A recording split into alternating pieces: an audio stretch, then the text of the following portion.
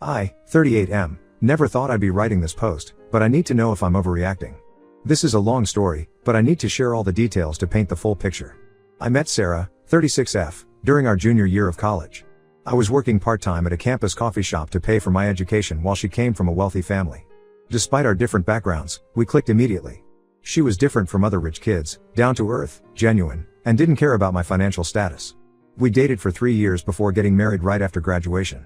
My family loved Sarah, especially my sister Amy, 34F. Growing up, Amy and I were extremely close. Our parents died in a car accident when I was 20 and Amy was 16. I became her legal guardian, worked multiple jobs to put her through high school, and later helped her get through college.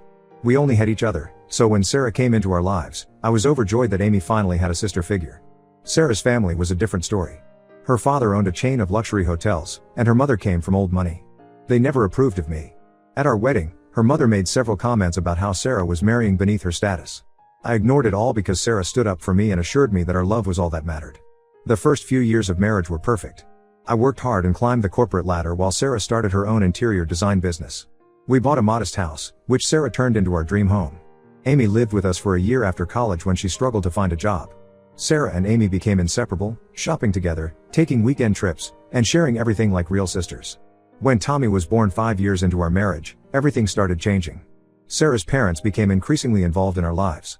They bought expensive gifts we couldn't afford, made comments about our middle-class neighborhood being unsafe for their grandson, and constantly pressured me to join their hotel business.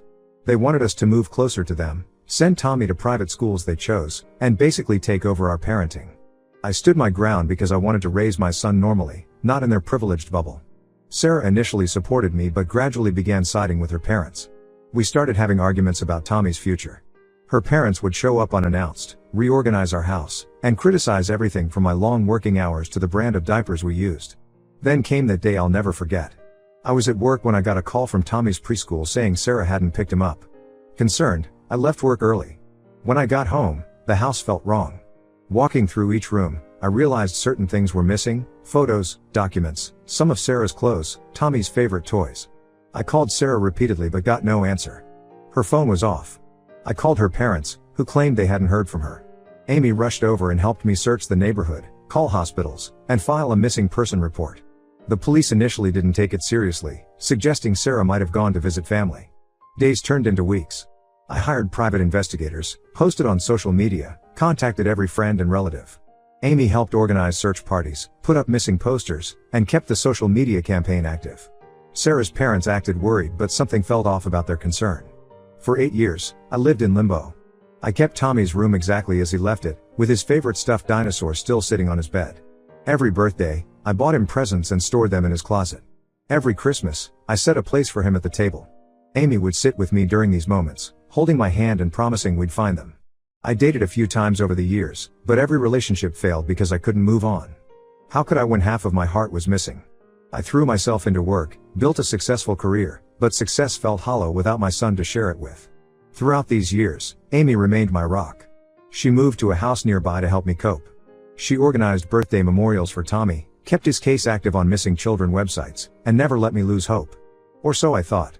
Last month, after my promotion to CEO made local news, I received an anonymous email. The sender identified herself as Sarah's former assistant and attached recent pictures of Tommy, my son, playing soccer, at school events, celebrating birthdays, all moments I should have been part of. She revealed that Sarah had been living in Switzerland, and dropped the bomb that shattered my world. Amy had known their location all along. The evidence was undeniable. Bank transfers, email exchanges, travel records, everything showed that Amy had been actively helping Sarah hide. She visited them regularly, spent holidays with them, all while watching me suffer and search. She even helped Sarah set up her new life abroad while pretending to help me look for them. When I confronted Amy, she broke down. She admitted everything but claimed she did it to protect Tommy. Said Sarah had convinced her that I would ruin Tommy's life with my middle-class values and stubbornness. The same sister I raised, put through college, supported through every hardship, had betrayed me in the worst possible way. I haven't spoken to Amy since that day. I've hired international lawyers to help me find my son. My friends say I'm being too harsh, that Amy was manipulated by Sarah and her family. But how do you forgive someone who watched you suffer for 8 years? Who helped keep your child away from you? Am I the asshole for cutting my sister out of my life? Update 1 first, I want to thank everyone who commented on my last post. The support and advice helped me stay strong through what came next. A lot has happened in these 2 weeks, and I need to share it all. My lawyers finally traced Sarah and Tommy to an affluent suburb of Geneva, Switzerland.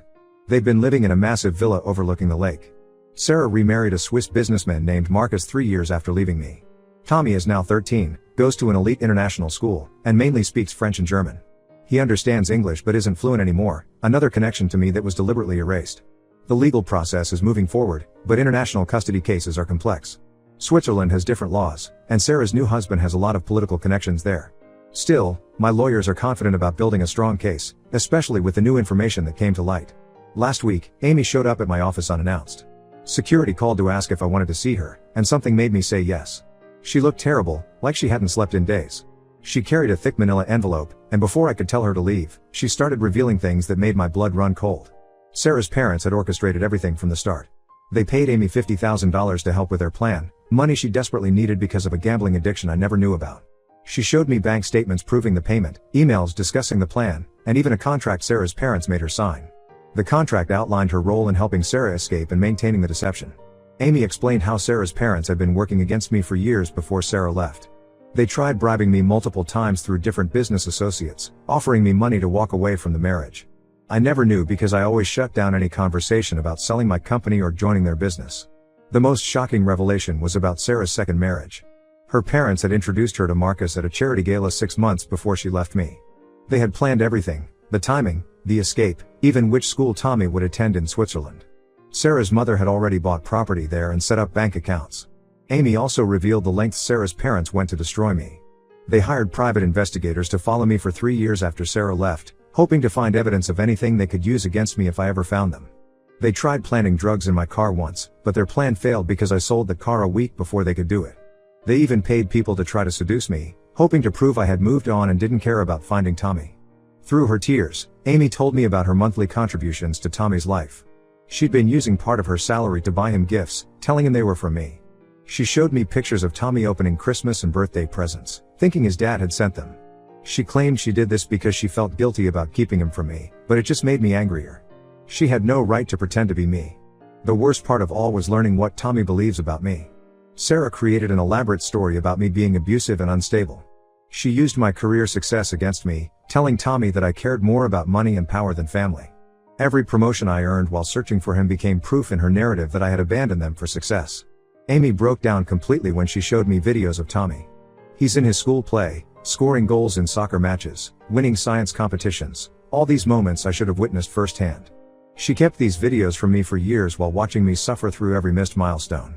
She claims she's trying to make amends now. She sold her house and wants to give me the money for legal fees. She's offered to testify against Sarah's parents and provide all evidence of their conspiracy. She says she realizes now how wrong she was and that she was manipulated by Sarah's family. My friends think I should reconsider cutting her off since she's trying to make things right. They say her evidence could be crucial in getting Tommy back. But every time I look at her, I see every Christmas morning I spent alone, every birthday I celebrated with an empty chair, every night I lay awake wondering if my son was safe. The lawyers are building a case using Amy's evidence, but I don't know if I can ever forgive her. She wasn't just an unwitting participant, she actively helped destroy my relationship with my son. She watched me break down year after year while knowing exactly where he was. Now I'm faced with an impossible situation. I need her testimony to strengthen my custody case, but the thought of being around her makes me physically ill. How do you work with someone who betrayed you so completely? I don't know what's worse, the years I spent not knowing where Tommy was, or knowing now that my own sister helped keep him from me. Update 2: After months of legal battles, I finally got court-approved visitation with Tommy in Switzerland. The first meeting was in a supervised setting at a family court facility in Geneva. I was nervous and excited, but nothing prepared me for how it went. Tommy refused to even be in the same room with me at first. He sat next to his stepdad Marcus and wouldn't make eye contact. The court-appointed supervisor tried to help, but Tommy was clearly uncomfortable. He answered my questions with one-word responses in broken English, which hurt more than if he'd said nothing at all. I had 4 more supervised visits over the next few weeks. Each one was difficult, but I kept going. During the 5th visit, something unexpected happened. While Sarah was talking to the supervisor and Tommy was in the restroom, Marcus pulled me aside. He looked nervous but determined. Marcus told me he discovered the truth by accident 2 months ago. He was renovating their home office when he found Sarah's old journals hidden behind a false panel in a drawer. He read them and learned everything: how her parents orchestrated my son's kidnapping, how Sarah knew I was a good father, and how guilty she felt about leaving. He showed me photos he'd taken of the journals on his phone. Sarah had written detailed entries about watching my TV interviews during the search, about nearly calling me countless times, and about lying to Tommy. She wrote about her parents' manipulation and pressure, documenting how they threatened to cut her off if she didn't follow their plan. Marcus turned out to be different from what I'd imagined. He genuinely had no idea about the truth when he married Sarah. Like everyone else, he believed her story about escaping an abusive marriage. He started secretly recording conversations after finding the journals, gathering evidence of Sarah's lies and her parents' involvement. The most damning evidence was a recording from a private party at their house. Sarah's father, drunk on expensive wine, bragged to his friends about how they got rid of the middle-class son-in-law who was embarrassing their family. He laughed about how easy it was to manipulate Amy with money and praised Sarah for playing her part perfectly. Marcus gave me copies of everything, the journal photos, recordings, emails, and bank statements showing payments to various people involved in the conspiracy. He said he tried confronting Sarah once about the journals, but she destroyed them and threatened to take Tommy away from him too if he ever mentioned them again. This revelation led to a huge fight between Sarah and Marcus. She found out he had contacted my lawyers and completely lost control. She tried to take Tommy and run again, but Marcus had already warned their household staff and security. Tommy witnessed her meltdown, heard her screaming about the lies, and locked himself in his room. For 3 days, Tommy refused to come out except for food. He missed school and wouldn't talk to anyone. Marcus told me that after he finally emerged, Tommy started asking questions about me. He found old family photos online and spent hours looking at pictures from when he was a baby. His whole reality was crumbling. Sarah's carefully constructed narrative is falling apart. My lawyers are using Marcus's evidence to build an even stronger case. Sarah's parents are facing criminal charges in multiple countries for international kidnapping and conspiracy. The evidence of their bribery attempts and harassment has made things worse for them. Amy continues cooperating with authorities, detailing how Sarah's parents manipulated and paid her. While her testimony is helpful, I still can't bring myself to speak to her. Marcus says Tommy asked about her recently, wondering why his aunt helped hide him from me. I've rented an apartment in Geneva to be close to Tommy during this process. Marcus has been surprisingly supportive, helping create opportunities for Tommy and me to spend time together. Sarah is still trying to maintain control, but her influence over Tommy is weakening as more truths come out. For the first time in 8 years, I feel hope. It's not easy, Tommy is confused and hurting, but he's starting to ask questions about his past. About me. That's more than I had 3 months ago. Update 3. This will be my final update. The past 6 months have brought massive changes to all our lives. The court case concluded last month. After reviewing all evidence, including Marcus's recordings and Amy's testimony, the judge awarded me joint custody of Tommy. I get him every other weekend and half of his school holidays. Sarah's parents were charged with international kidnapping and conspiracy in multiple countries. They're facing serious jail time, and their business empire is crumbling. Most of their partners have cut ties, and their reputation in the business world is destroyed. Tommy and I started seeing a family counselor who specializes in parental alienation cases. It's a slow process, but we're making progress. I moved permanently to Geneva, bought a house near his school, and started working remotely for my company. Tommy still lives primarily with Sarah and Marcus, but I'm now a regular part of his life. Sarah's life fell apart after Marcus filed for divorce. She tried claiming she was a victim of her parents' manipulation, but Marcus's evidence proved she was an active participant. She lost her interior design business after the scandal broke, and most of her wealthy friends distanced themselves from her. The divorce settlement was brutal for Sarah. Marcus's lawyers used her involvement in my son's kidnapping to argue that she was morally unfit for any significant settlement. She lost access to most of the wealth she gained through their marriage. Now she's living in a small apartment, a far cry from her luxury villa. Amy continues trying to make amends. She paid back all the money she received from Sarah's parents, plus interest. She sends letters through our cousins, detailing every visit she had with Tommy over those 8 years. Part of me wants to read them, but I always end up storing them away unopened. Some wounds are still too fresh. Tommy is slowly accepting the truth about his past.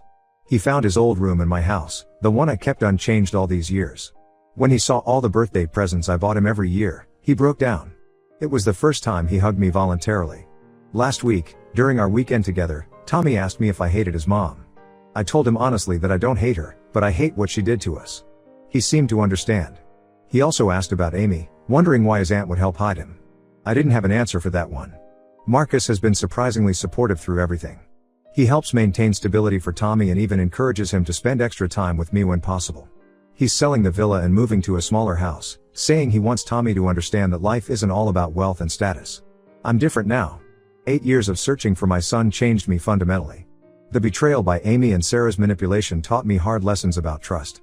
But watching Tommy play soccer in my backyard or helping him with his English homework makes all that pain feel distant. Some people, including my extended family, think I'm too harsh for not forgiving Amy or being more understanding of Sarah's position. But they didn't live through 8 years of birthdays with a missing child. They didn't wake up every day wondering if their son was alive or dead. For now, I'm focusing on rebuilding my relationship with Tommy. Everything else, the anger, the betrayal, the lost years, can wait. Sometimes Tommy asks about the past, and I'm always honest with him, but I let him set the pace. That's enough for now.